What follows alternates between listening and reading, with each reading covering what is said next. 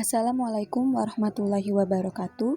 Perkenalkan, kami dari kelompok 2 Indralaya dari Program Studi Pendidikan Biologi Fakultas Keguruan dan Ilmu Pendidikan Universitas Sriwijaya.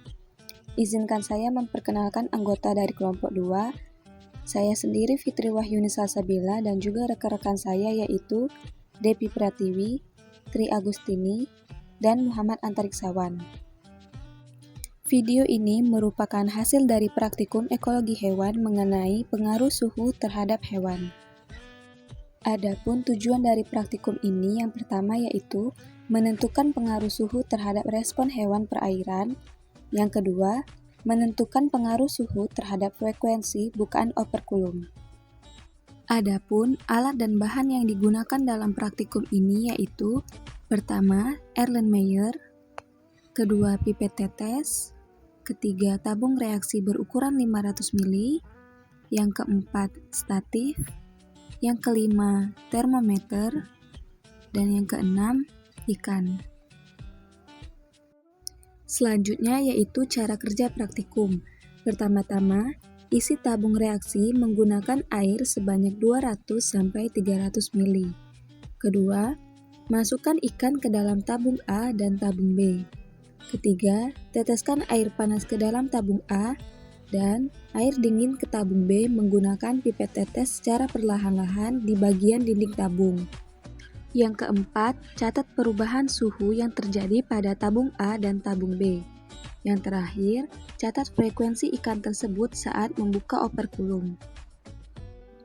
Video yang pertama yaitu mengamati dan menghitung bukaan operkulum ikan pada tabung A dan juga tabung B dengan suhu normal selama 1 menit. Percobaan ini dilakukan dengan 3 kali pengulangan masing-masing waktu yaitu 1 menit. Hal ini dilakukan untuk melihat apakah bukaan operkulum ikan akan berbeda walaupun dalam suhu yang sama. Video yang kedua yaitu tabung A dan B diberi perlakuan.